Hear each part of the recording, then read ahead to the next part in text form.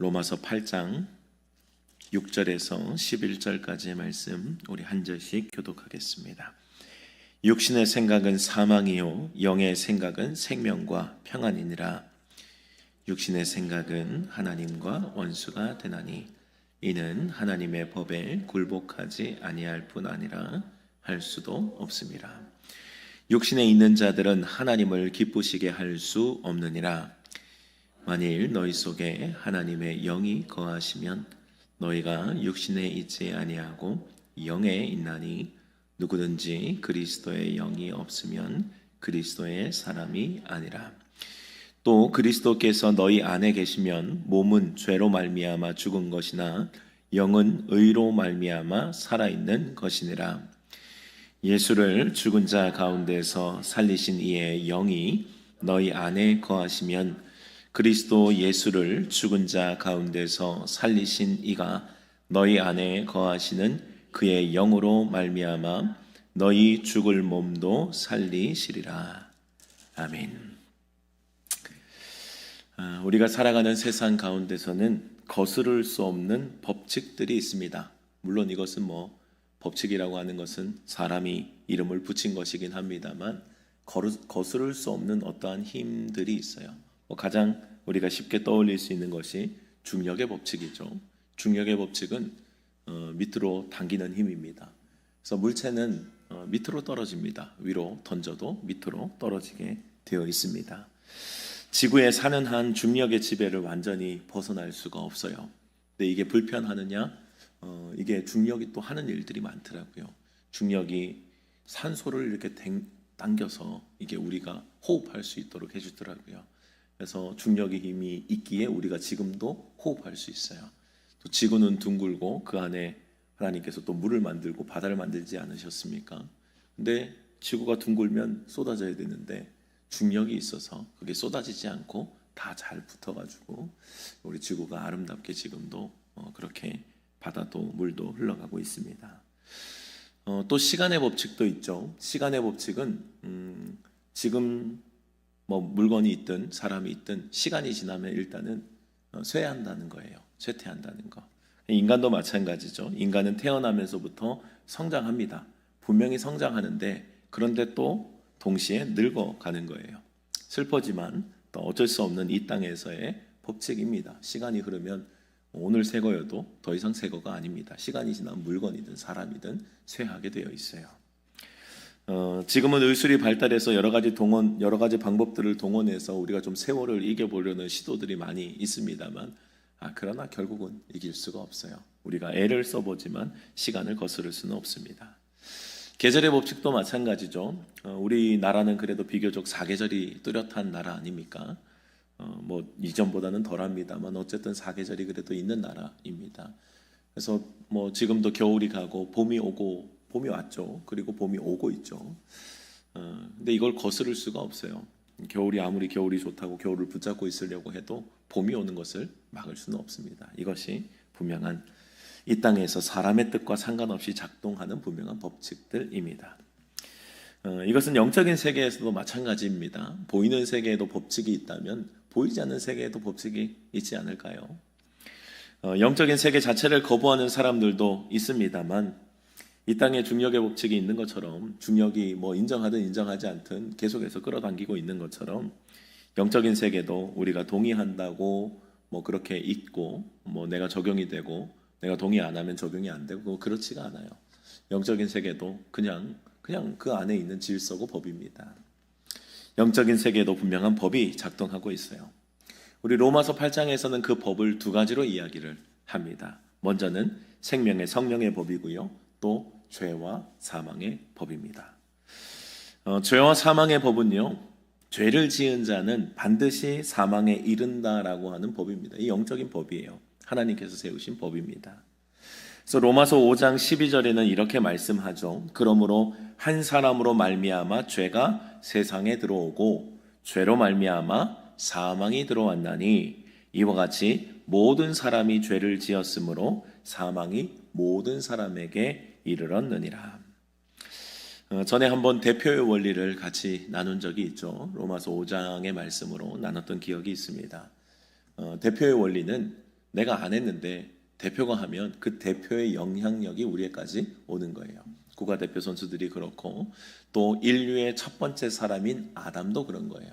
인류의 첫 사람인 아담은 내가 선악과를 따먹지도 않았는데 그가 선악과를 따먹고 죄를 짓는 그 순간부터 사망이 임했어요. 근데 그게 아담에게만 임한 게 아니에요. 아담 이후에 모든 사람에게 임한 겁니다. 그래서 방금 읽은 로마서 5장 12절의 말씀은 이와 같이 모든 사람이 죄를 지었다고 하는 거예요. 나는 죄를 지은 적이 없어요. 그런데 모든 사람이 지었다고 하는 거예요. 그래서 모든 사람이 죄를 지은 다음에 어떻게 됐어요? 모든 사람에게 사망이 이르렀다. 죽음이 이르렀다라고 말씀하신다고요. 이게 죄와 사망의 원리입니다. 죄와 사망의 법칙. 벗어날 수가 없어요. 아담 이후에 모든 사람은 이 죄와 사망의 법에 놓이게 되는 겁니다. 이것은 단순한 아픔, 단순한 실수, 단순한 착오 이 정도의 수준이 아니에요. 이건 어마어마한 사건입니다. 사람이 스스로 벗어날 수 없는 절망에 갇히게 되었다고 하는 거예요. 한순간에 실수로 끝나거나 실수했네. 조금 불편함이 있겠네. 이 정도의 수준이 아니에요. 불편함이 아니라 이것은 인생 자체가 지금 죽음에 갇히고 절망에 갇혀 버린 거예요. 이 상태에서 인간 안에서는요, 희망을 조금도 찾을 수가 없어요. 희망이 아마 조금이라도 있었다면 주님께서 우리에게 열심을 내라고 했을 거예요. 열심을 내라, 힘을 내라, 용기를 북돋아 주시고 또 의지를 우리에게 주셨겠죠. 힘을 내고 뭘 해라. 조금이라도 뭔가 할 수 있는 힘이 있었다면. 근데 하나님이 우리에게 그렇게 하신 적이 한 번도 없어요. 그 뒤에 복음은 뭐예요? 받으라잖아요. 복음은 은혜 받아라. 주님께서 받으라라고 말씀하시지 뭘 해라고 말씀을 안 하세요. 우리 안에 완전 타락이 이루어졌기 때문에, 전적인 절망이 이루어졌기 때문에 그런 겁니다. 이것이 로마서 8장 1절에서 말하는 죄와 사망의 법이에요. 하나님은 우리가 아무것도 할 수 없는 존재임을 하나님의 뜻을 드러내는 율법을 통해서도 알려주셨거든요. 그러니까 하나님의 뜻, 율법은 하나님의 뜻, 하나님의 마음입니다. 그런데 이것은 곧 우리를 절망으로 이끌어요. 왜요? 안 되니까요. 하나님의 뜻과 하나님의 마음은 주님이 알려주셔서 드러났어요. 하나님의 뜻은 있다고요. 근데 안 되는 거예요. 우리가 갈 수가 없는 겁니다. 율법은 곧 하나님의 뜻이었고 하나님의 마음이었어요. 율법이 악하냐? 아니요. 율법은 선합니다. 하나님의 마음이라니까요. 하나님이 우리를 향하신 주님의 뜻이에요. 주님의 법, 주님께서 원하시는 가치관, 주님의 기준, 주님의 뜻을 율법에 담아주셨어요. 대표적인 율법이 하나님 사랑과 이웃 사랑으로 요약되는 십계명 아닙니까? 하나님을 사랑해라, 이웃을 사랑해라. 그래서 하나님께서 주신 율법 자체는요, 전혀 문제가 없어요. 문제는 율법이 아니라 지킬 수 없는 우리예요. 지킬 수 없는 죄인들인 겁니다. 로마서 8장 3절에는 이렇게 말씀하십니다. 율법이 육신으로 말미암아 연약하여 할 수 없는 그것을 하나님은 하시나니. 율법이 육신으로 말미암아 연약하여 할 수 없는 그것, 육신이 연약하기 때문에 할 수 없는 그것을 하나님은 하신다라고 말씀하세요. 율법은 하나님의 뜻이 무엇인지를 보여주고 무엇이 옳은지를 말씀합니다. 그런데 죄 안에 있는 인간들은 어때요? 그 율법을 행할 수가 없는 거예요. 그 율법은 아는데 뻔히 알면서도 못 가는 거예요. 뻔히 알면서도 행할 수가 없는 거예요. 이것이 우리의 한계라고 하는 거예요. 그래서 율법은 여러분들 거울과 같아요. 거울은 뭐예요? 보여주잖아요. 너의 상태가 어떤지 보여주잖아요. 여기가 삐뚤하네, 여기가 조금 뭐가 묻었네, 이걸 보여준다고요. 근데 거울 자체가 그걸 묻었다고 없애줍니까? 그건 아니라고요. 율법의 역할이 그런 거예요. 율법은 우리에게 비춰주고 무엇이 옳은지를 알려줍니다만 우리를 실제로 변화시키지는 못하는 거예요. 율법의 한계가 아니라 우리의 한계라고요. 나의 한계, 죄인의 한계라고 하는 겁니다. 이러한 답답한 우리의 상황 속에서 하나님의 주도적인 역사가 시작이 돼요. 그러니까 하나님이 우리에게 뭔가 힘을 내봐라, 열심을 내봐라가 아니라 주님이 팔을 걷어붙이신 이유는 그거 아니면 답이 없기 때문이에요. 주님의 주도적인 역사예요. 주님이 팔을 걷어붙이시기 시작하는 겁니다. 율법이 육신으로 말미암아 연약하여 할 수 없는 그것을 하나님이 이제 하시기 시작하는 거예요. 하나님이 하신다고요. 이것이 생명과 성령의 법의 시작입니다. 생명과 성령의 법은 내가 작동시키는 법이 아니에요. 하나님으로부터 시작되는 거예요. 하나님은 인간이 할 수 없는 일을 직접 하시는 겁니다. 하나님의 아들 예수 그리스도를 죄 있는 육신의 모양으로 보내시는 거예요. 그 육신 안에서 죄를 정죄하셨습니다. 그것이 바로 십자가의 사건이죠. 하나님의 아들 예수 그리스도를 죄가 있는 게 아니라 죄 있는 육신의 모양으로 보내시는 겁니다. 그분 자체는 죄가 없어요. 그러나 죄 있는 육신의 모양으로 보내시고 난 다음에 그 육체에, 그 육신 안에서 우리의 죄를 정죄하시는 거예요. 그분의 죄가 아니라 우리 인류의 모든 죄, 과거, 현재, 미래 모든 죄를 거기 안에서, 그 육신 안에서 정죄하시는 거예요. 죄를 물으시는 거예요. 이게 뭐예요? 죄와 사망의 권세의 법을 그분에게 집행을 시키시는 거예요. 예수 그리스도 안에서 그 법이 집행이 되는 겁니다. 그것이 바로 십자가의 사건이죠. 그래서 십자가에서 예수님은 죄와 사망의 권세와 그 법칙을 우리의 모든 대가, 우리가 지은 죄, 그래서 이루어야 할 우리의 죽음을 십자가에서 주님이 대신 이루시는 거예요. 그러니까 우리는 죄와 사망의 법에서 벗어난 자가 아니라 주님 안에서 피한 자라고요. 주님 안에서. 그분이 다 짊어지셨기 때문에, 그분이 해결하셨기 때문에 우리는 그분 안에서 죄와 사망의 권세가 더 이상 우리에게는 작동하지 않는 거예요. 왜요? 끝났으니까요. 이 지불이 끝났으니까 그런 거예요. 그게 법칙이 없어졌다가 아니라 그걸 끝내신 분이 있기 때문입니다. 그리고 십자가와 부활을 통해서 이제 그리스도 예수 안에 있는 자에게는 정죄함이 없다라고 하는 생명의 성령의 법을 선언하시는 거예요. 이제 예수 그리스도 안에 있으면 어때요? 정죄함이 없어요. 왜요? 정죄를 받았다니까요. 죄와 사망의 권세를 이미 그 법칙과 그 영적인 세계의 그 질서를 주님이 이루셨다니까요. 그러니까 우리에게 더 이상 물을 법칙이 없는 거예요. 물을 죄와 사망의 법에 남아있는 것이 없다고요. 이미 예수님이 치르셨기 때문에 그런 겁니다. 우리가 무언가 한 것이 있습니까, 여러분? 한 것이 없어요. 여러분들, 우리는 2000년 전의 사건을 우리는 말씀으로 알지, 우리는 그 현장에 가본 적도 없습니다. 그런데 무조건적인 하나님의 선물, 하나님의 은혜로 우리는 이미 그 일, 예수 그리스도를 통하여 그 죄와 사망의 권세가 끝난 거예요. 그래서 로마서 8장 1절에서 2절에는 선언합니다. 그러므로 이제 그리스도 예수 안에 있는 자에게는 결코 정죄함이 없나니 이는 그리스도 예수 안에 있는 생명의 성령의 법이 죄와 사망의 법에서 너를 해방하였습니다. 여러분들, 그래서 복음은 뭐라고 해요? 은혜라고 하는 거예요. 주님의 복음은 기쁜 소식입니다. 무엇을 해라고 하면 할 수 없는 자에게 무엇을 해라고 하는 게 무슨 기쁜 소식이에요? 아파서 누워있는 자에게 이렇게 하면 뭐를 이렇게 태평양을 좀 헤엄을 치면 낫는다든지 그런 것들을 어떻게 해요? 알아도 어떻게 해요? 할 수가 없는데 그게 복음이 될 수가 없어요. 복음은 내가 다 했다예요. 내가 다 했으니 걱정하지 마라. 이게 진짜 기쁜 소식이라고요. 네가 뭘 좀 더 해야 돼. 이건 기쁜 소식이 될 수 없어요. 내가 다 했으니 너는 받기만 해라. 이것이 복음이고 은혜라고요. 그래서 복음은 여러분 먼저 하나님이 하셨다입니다. 하나님이 하셨다. 그래서 복음을 우리가 오해하면 안 돼. 복음을 자꾸 우리가 뭘 해라, 열심을 내라, 뭘 해라 이렇게 여기면 안 돼. 복음은 내가 했다예요. 주님이 하셨다. 너는 받기만 하면 된다는 거예요. 아무것도 할 수 없는 죄와 사망의 지배에 살아가던 우리에게 전적인 하나님의 은혜로 길이 열린 거예요. 예수 안에 있으면, 이 말은 뭐예요? 예수 믿으면이에요. 예수님을 믿으면 사망이 이제 더 이상 우리를 삼키지 못하는 겁니다. 생명과 성령의 법의 역사가 우리 안에서 작동하기 시작하는 거예요. 여러분들, 이것을 우리가 오해하지 말 것은요, 그렇다고 해서 율법의 요구가 없어진 것은 아닙니다. 예수 믿으면 생명의 성령의 법의 지배를 받으니 이제는 내 마음대로, 이제는 그냥 내가 이제 소위 말해서 천국 티켓을 따놨으니 이제는 그냥 적당히 살아도 되지 않겠냐. 이건 오해라고요. 율법의 요구는 여러분들 전이나 후나 여전해요. 율법의 요구가 있어요. 율법은 뭐라고 했습니까? 율법은 분명하게 하나님의 선한 뜻이라고 했잖아요. 우리를 향하신 하나님의 선한 뜻은 변하지 않아요. 하나님의 선한 뜻은 언제나 있었다고요. 로마서 8장 4절에서는요, 하나님께서 아들을 보내신 목적에 대해서 이렇게 설명합니다. 육신을 따르지 않고 그 영을 따라 행하는 우리에게 율법의 요구가 이루어지게 하려 하심이니라 라고 말씀해요. 육신을 따르지 않고 그 영을 따라 행하는 우리에게 율법의 요구가 이루어진다.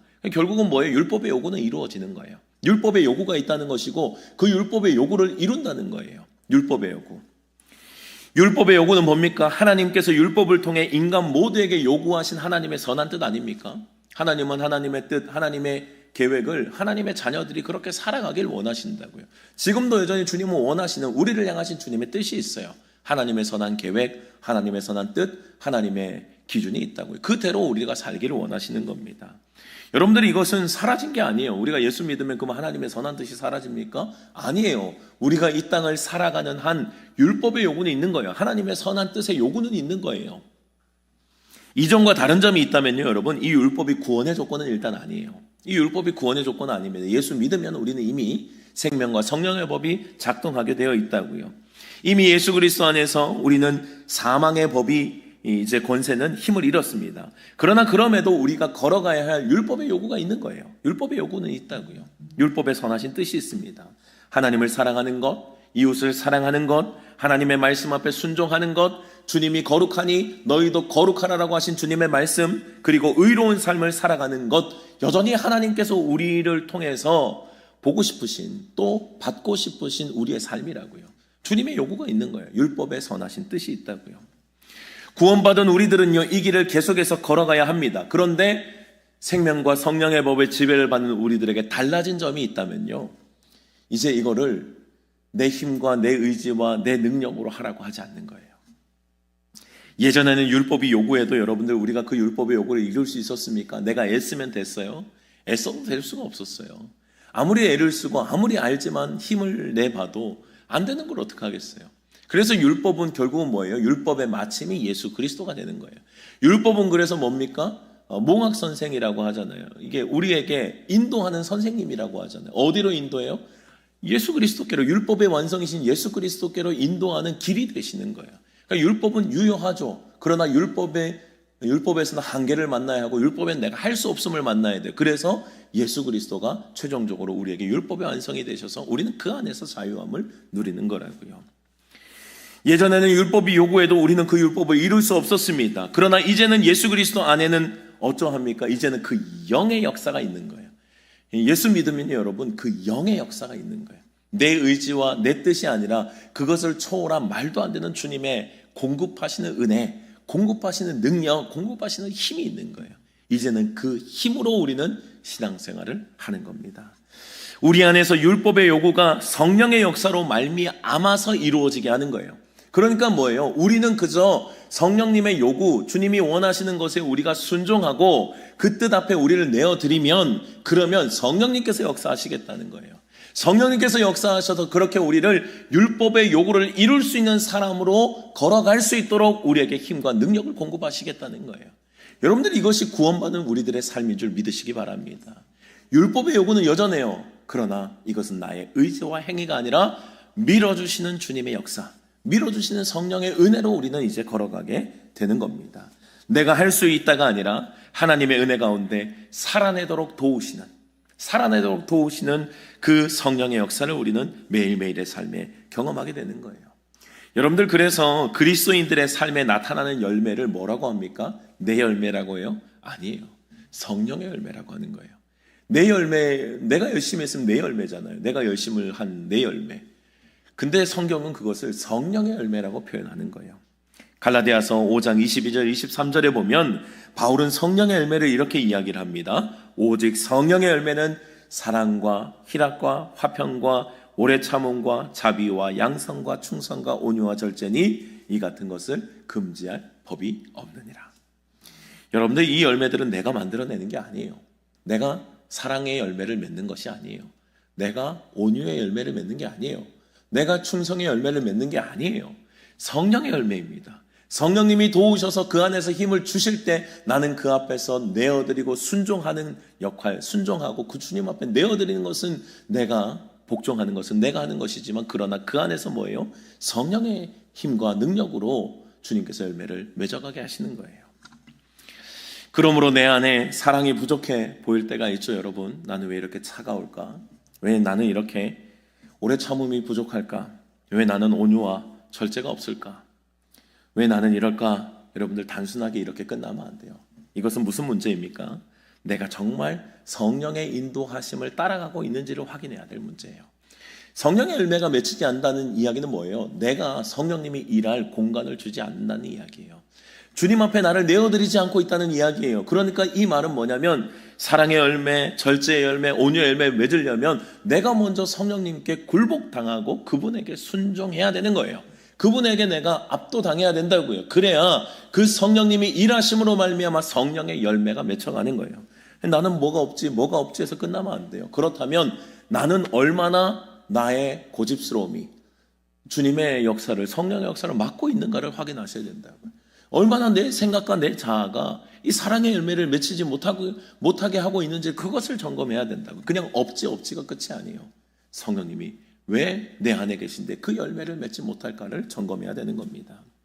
내가 누구의 지배 아래에 있는지, 육신을 따라 살고 있는지 아니면 영을 따라 살고 있는지를 점검해야 되는 거예요. 그렇게 영을 따라 살아가면 어때요? 성령의 열매가 맺히죠. 영을 따라 살면 그분이 임하시고 역사하셔서 영의 열매가 맺히게 되는 거예요. 성령의 열매가. 6절에서 사도 바울은 이렇게 말씀합니다. 육신의 생각은 사망이요 영의 생각은 생명과 평안이라고 말씀해요. 여러분들, 사람이 먼저 행동하기 전에 먼저 우리 안에서 작동된 게 뭐예요? 우리 안에 생각이 먼저 작동이 돼요. 우리 안에서 먼저 행동을 움직이기 전에, 손이 움직이기 전에 머리에서 먼저 결정을 하는 거예요. 생각이 결정하는 거예요. 여러분들, 그래서 생각은 뭐냐면요, 내가 앞으로 나아갈 때 방향을 이미 결정하고 있는 거예요. 내가 손을 뻗을 것도 결정하고 있고 발이 뻗을 것도 결정하고 있고 내가 걸어갈 것도 이미 생각이 결정하고 있는 거예요. 그래서 생각은 결국 방향이라고요. 바울이 말한 육신의 생각은 여러분들 뭘까요? 육신의 방향이에요. 내 자아를 놓지 않은 나의 방향, 내 길이에요. 내 기준, 내 욕심, 내 만족, 내 자아가 중심이 되는 삶입니다. 여기에 하나님은 있어요? 하나님은 옆으로 비켜져 있는 거예요. 육신의 삶은 뭐냐면요, 여러분, 내가 철저하게 중심이 되어 있는 거예요. 여전히 내가 철저하게 중심이 되어서 내 자아, 내 꿈, 내 만족, 내 욕심, 내 자아를 중심해서 걸어가는 이 모든 삶, 이것을 바울은 육신의 생각이라고 이야기를 하는 거예요. 여러분들, 이것을 절대 가벼이 생각해서는 안 됩니다. 뭐 그럴 수도 있지라고 생각하면 안 돼요. 바울은 이것을 굉장히 심각하게 이야기를 합니다. 육신의 생각은 뭐라고 이야기를 해요? 사망이래요. 육신의 생각, 내 기준, 내 철학, 내가 생각하는 내 방향대로 생각하면 여러분, 이것은 결국은 사망이라고 단호하게 분명하게 선언하는 겁니다. 육신의 생각은 하나님과 반대라는 거예요. 그러니 걸어가는 모든 길이 화려해 보여도요, 뭔가 있어 보이고 뭔가 괜찮아 보여도 그 길 끝에는 하나님이 없으면 뭐예요? 하나님이 없는 길은 결국은 사망이에요. 반대로 영의 생각은 뭐예요, 여러분? 영의 생각은 생명과 평안이라고 말씀합니다. 영의 생각은요, 여러분, 성령의 지배를 받는 삶이에요. 성령의 지배 가운데 나의 생각을 내려놓고 내 생각을 포기하고 주님께서 원하시는 가치관, 주님이 원하시는 기준, 주님이 원하시는 뜻, 주님의 말씀을 붙잡고 살아가는 삶이 영의 생각의 삶이라고요. 초라해 보여도 영의 생각은 분명한 결과를 주님께서 말씀하셨습니다. 생명과 평안이래요. 주님과 동행하는 삶은 여러분, 이것이 없고 저것이 없을 수 있어요. 그러나 결국은 여러분들, 우리 인간은 하나님과의 관계에서 사는 거예요. 여러분들, 이스라엘 백성들은 철저하게 그 이스라엘 백성의 모습을 보여주시면서 하나님은 우리에게 말씀하시는 게 있어요. 이스라엘 백성은 하나님과 함께하면 성공이었고요, 하나님 떠나면요, 모든 것들이 초토화됐어요. 그들이 부유하든 부유하지 않든 그건 상관없어요. 그들이 초토화되는 거예요. 그것이 이스라엘 민족을 통해서 우리에게 가르쳐 주신 주님과 함께하는 평안의 삶이에요. 여러분들, 평안은 무엇이 있어서가 아니에요. 평안은 주님과의 관계의 문제예요. 그래서 샬롬은 뭡니까? 샬롬은 샬롬의 평안은 하나님과의 관계를 뜻하거든요. 하나님과 함께하면서 누릴 수 있는 기쁨과 그 은혜를 뜻합니다. 주님이 함께하시면 평안한 거예요. 무엇이 없고 부족하고 연약하고 뭐가 있어도 그냥 주님만 있으면 감사하고 행복하고 기쁜 거예요. 이게 하나님께서 우리를 만드신 원리라니까요. 주님이 우리를 만드실 때 하나님 떠나서는 절대 못 살도록 이미 그렇게 지으셨어요. 아니, 나는 살 수 있는데요. 아니요, 여러분, 그건 내 고집인 거지. 영적인 세계에서는 그렇지 않아요. 주님의 법칙은 하나님 떠나면 죽는 거예요. 하나님과 함께하면요, 사는 거예요. 하나님과 함께하면 행복을 누린다고요. 여러분들이 요셉의 형통을 기억하시죠? 요셉은 감옥에서도 형통했어요. 그가 뭐가 형통해요, 여러분? 그는 하나도 형통한 게 없어요. 그가 보디발의 집에 들어갔어요. 그는 형통하다고 성경은 말해요. 근데 그가 형통한 게 하나도 없어요. 그의 형통은 뭐예요? 하나님과의 관계에서 기준되는 거예요. 하나님이 함께하고 계시니 그는 형통한 삶을 산 거예요. 감옥에 있든 보디발의 집에 있든 어디에 있든 그는 형통한 거예요. 주님과의 관계이기 때문에 그런 겁니다. 하나님 안에서 누리는 그 기쁨과 평안, 인간이 누려야 할 궁극적인 삶의 평안은 이 하나님과 함께함이라고요. 그러므로 여러분들 영의 생각은 세상의 좋은 생각과 판단이 아니에요. 영의 생각은 우리가 열심히 그 생각을 합시다, 품읍시다가 아니라 주님을 향한 방향성이라고. 주님을 향한 방향성이에요. 내가 비록 부족하고 연약하고 내가 율법을 완성할 수는 없어요. 여러분들 율법은 결국은 우리에게 한계를 드러낸다니까요.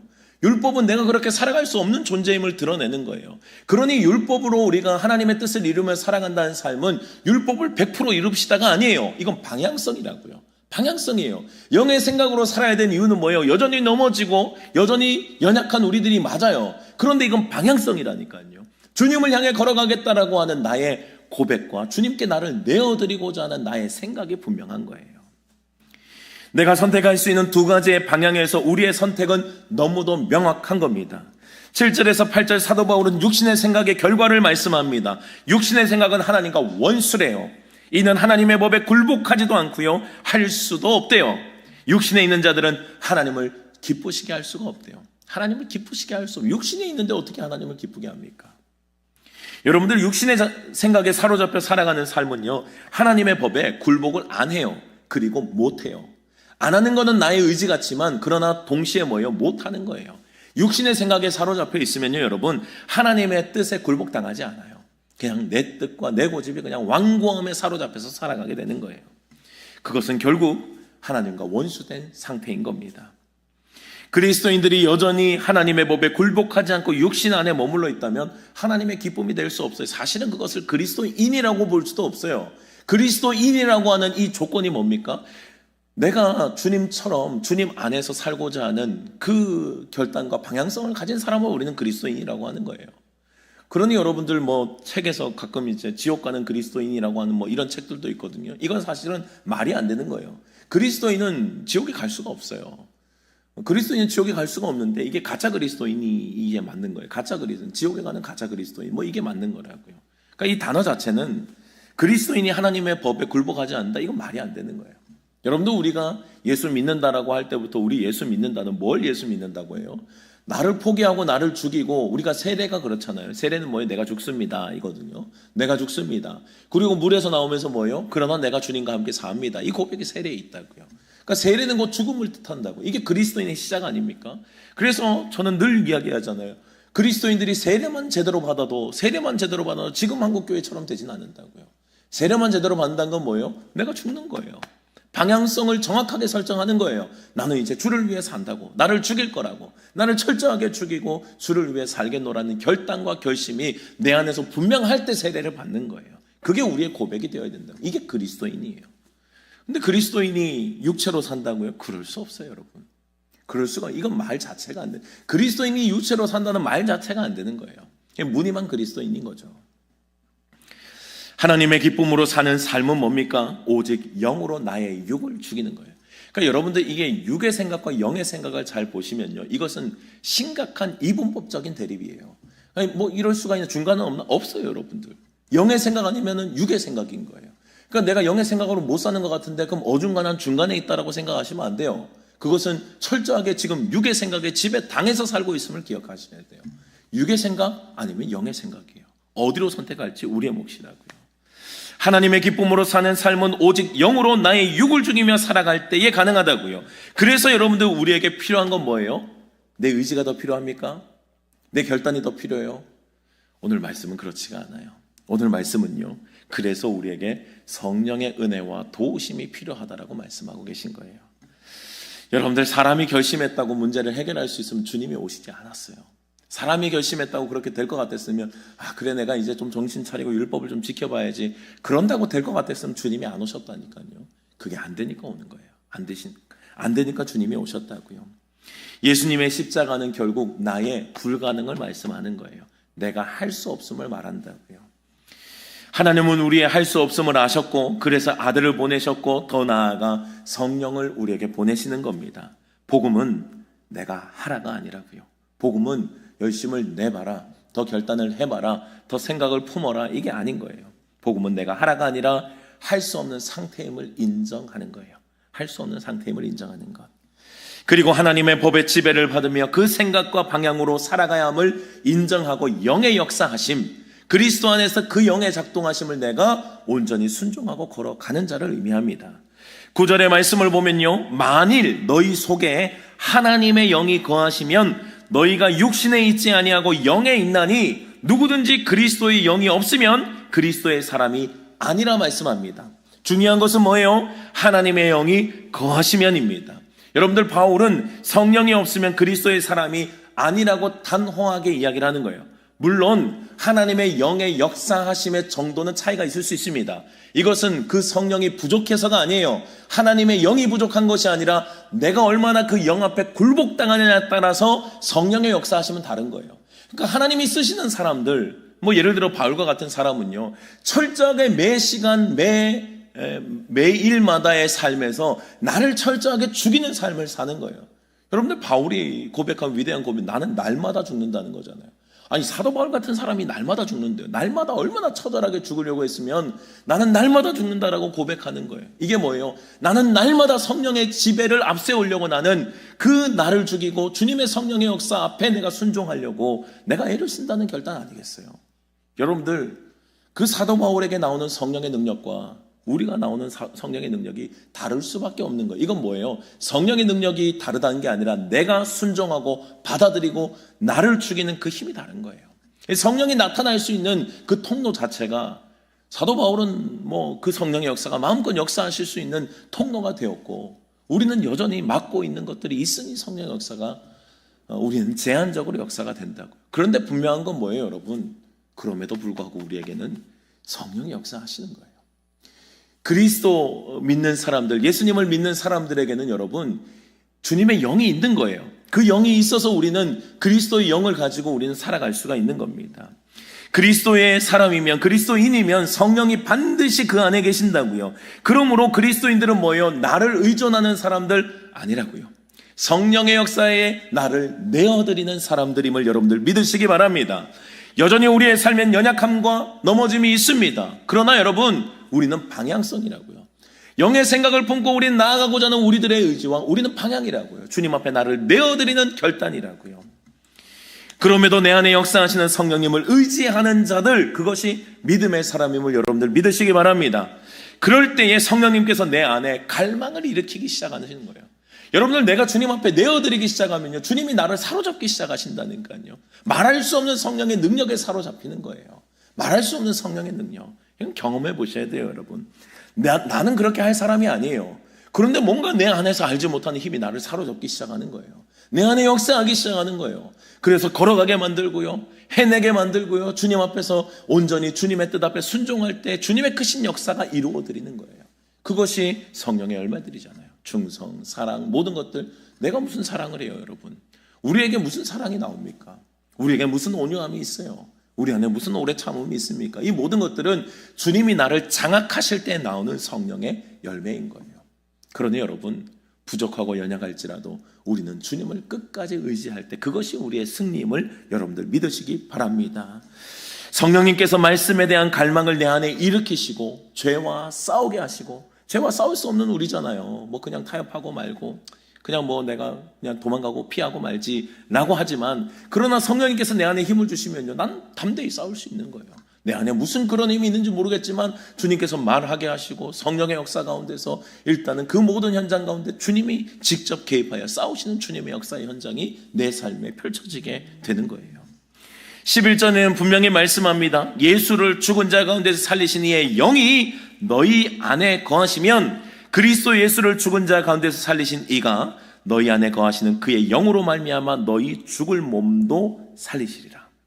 여러분들, 우리 안에 역사하시는 영이 어떤 영이라고 해요? 똑같은 영이에요. 어떤 영입니까? 예수를 죽은 자 가운데서 살리신 이의 영이 너희 안에 거하신다는 거예요. 그러니까 우리 안에 거하시는 주님의 영, 성령은 뭐예요? 예수님을 십자가에서 우리의 죄를 담당하시고 죽으셨잖아요.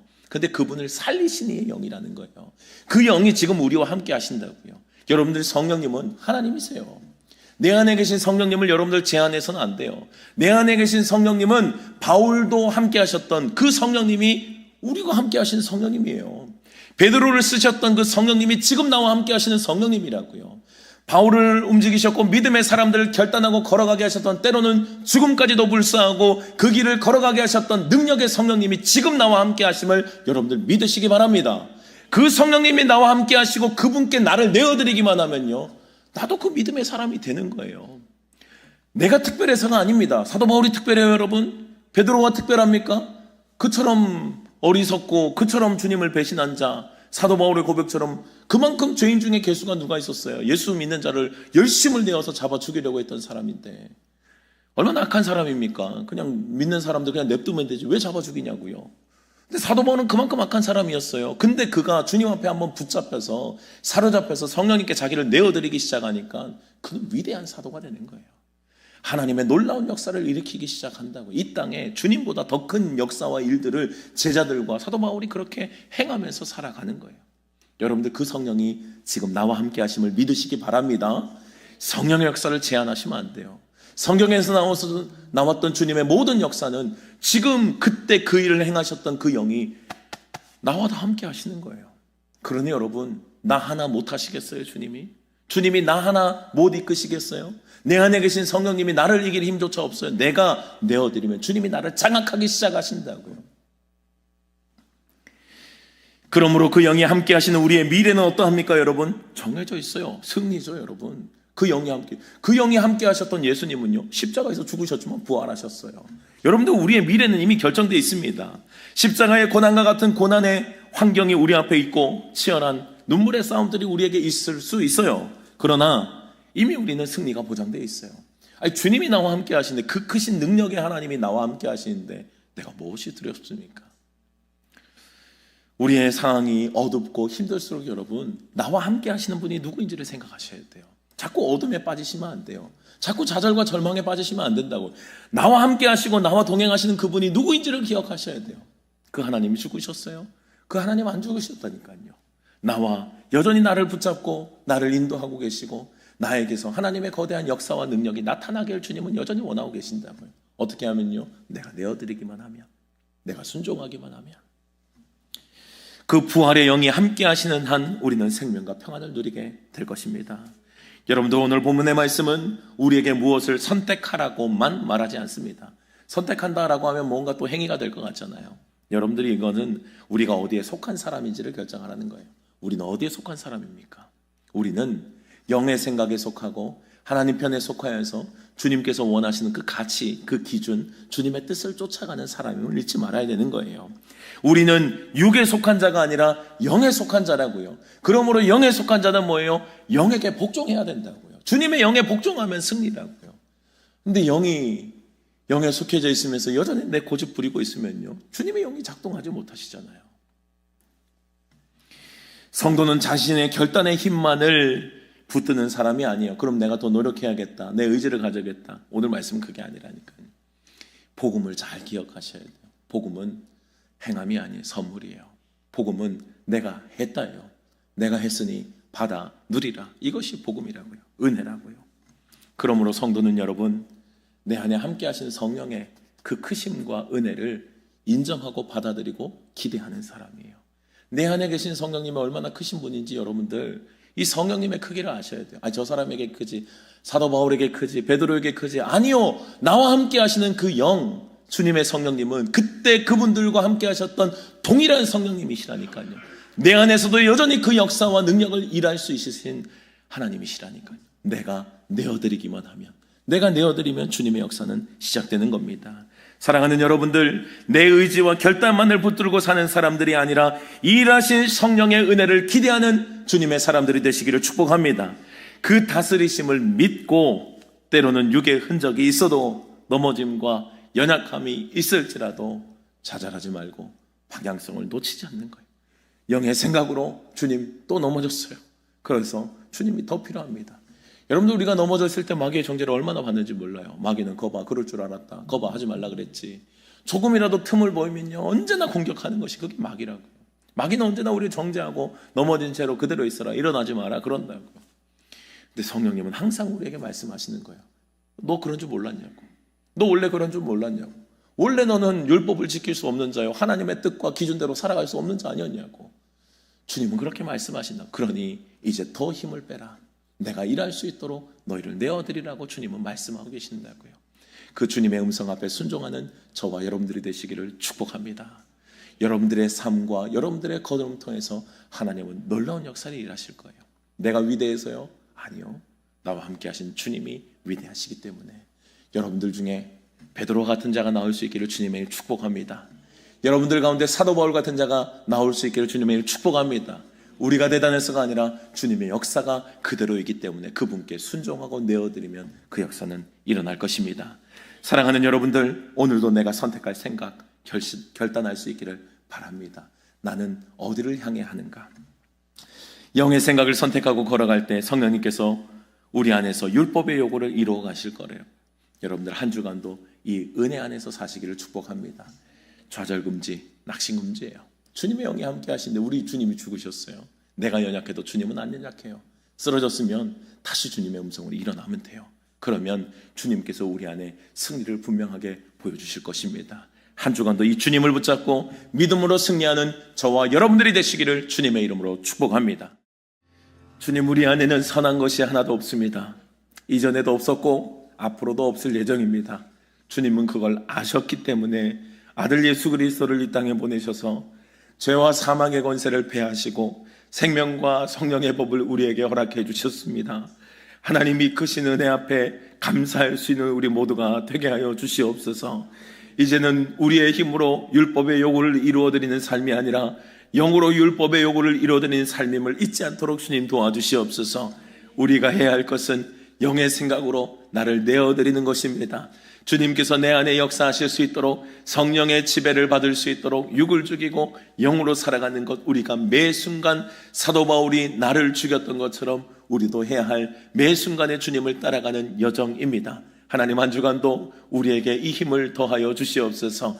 내 힘으로 율법의 요구를 이루어드린 삶이 아니라 성령으로 율법의 요구를 이루어드리고 성령의 열매를 맺는 은혜의 삶이 되게 하여 주시옵소서. 넘어지고 쓰러진 자리 앞에 나의 의지가 부족했다고 책망하는 자들, 자책하는 자들이 되지 않도록 주님 도와주시고, 하나님의 그 성령의 율법의 그 은혜의 주님의 부르심 앞에 온전히 나를 내어드리며 더 순종하고 더 주님의 마음과 뜻을 따라서 믿음으로 살아가는 우리 모두가 될 수 있도록 주님 은혜 베풀어 주시옵소서. 한 주간도 살아가는 우리의 모든 삶의 자리들 가운데 하나님, 여전히 연약할 우리들의 모습들을 그려봅니다. 그러나 그와 동시에 여전히 역사하실 주님의 크신 능력 또한 우리가 믿고 의지합니다.